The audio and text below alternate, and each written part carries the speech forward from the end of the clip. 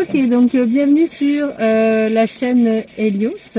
Je suis actuellement avec Mélissa du groupe RIP, alias Mélissa la licorne violette.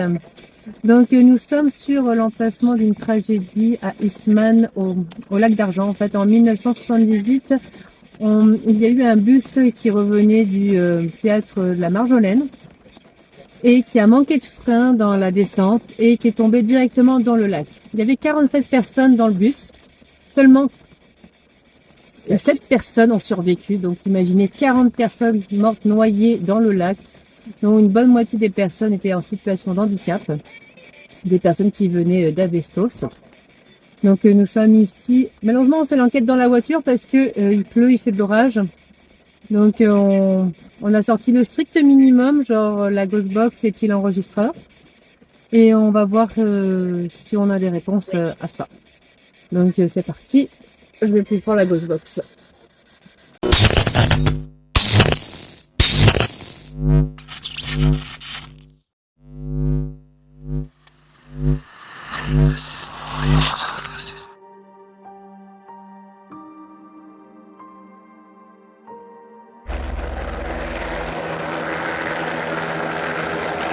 Mesdames et messieurs, bonsoir. C'était il y a 40 ans, jour pour jour, l'une des pires tragédies routières de l'histoire du Québec survenait au lac d'Argent à Eastman. 40 personnes ont péri noyées lorsque l'autocar qui les ramenait du théâtre de la Marjolaine a manqué de frein. L'affaire aura marqué le Québec en entier. Hey, ça fait 40 ans. Alain Pouliot est l'un des 7 survivants de la tragédie d'Eastman qui s'est produite le 4 août 1978 et qui a fait 40 morts, dont 24 personnes handicapées. Par chance, il a pu sortir par la porte du chauffeur.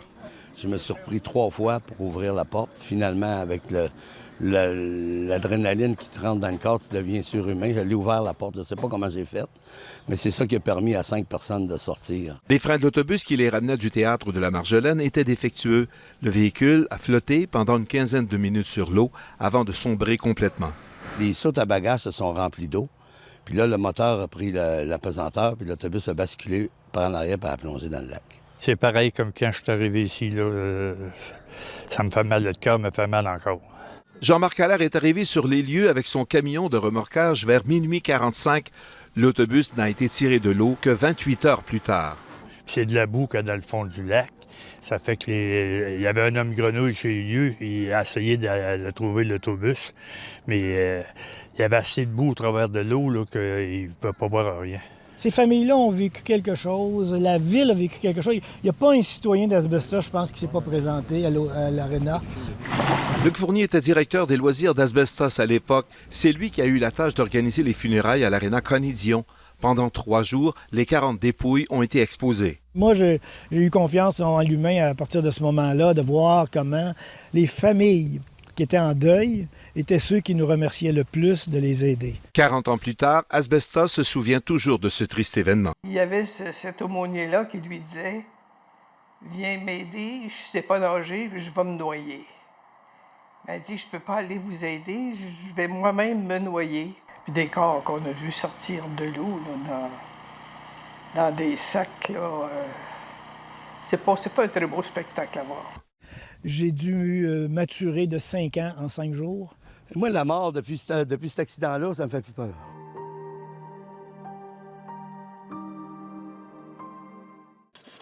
Ok, on est le 17 mai au lac d'Argent à Eastman, tragédie de 1978.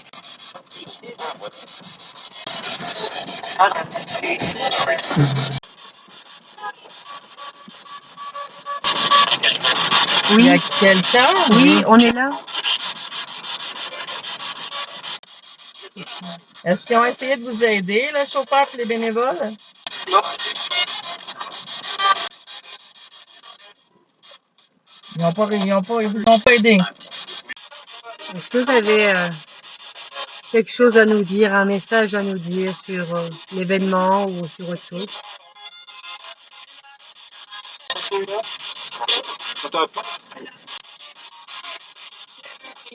C'est pas des enfants, hein. C'est des adultes. Les adultes. Ouais. Est-ce que, comme a dit Mélissa, est-ce que vous êtes encore coincé dans le lac?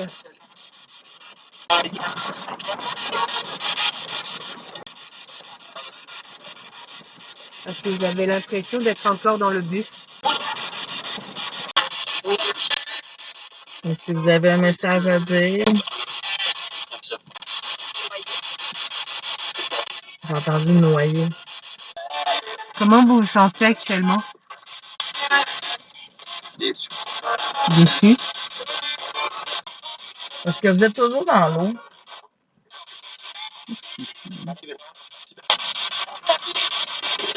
Est-ce que vous savez nager ou pas?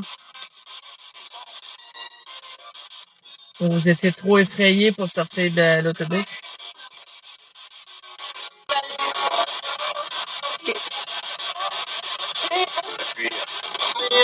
Est-ce que vous ayez trop peur pour sortir? Est-ce que vous avez encore besoin d'aide ou vous avez trouvé le chemin de la liberté, si je puis dire?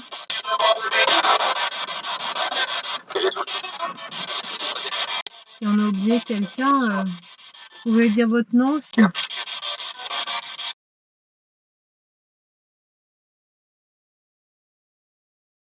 Donc sur ce, on vous remercie et donc désolé, on vous laisse ici.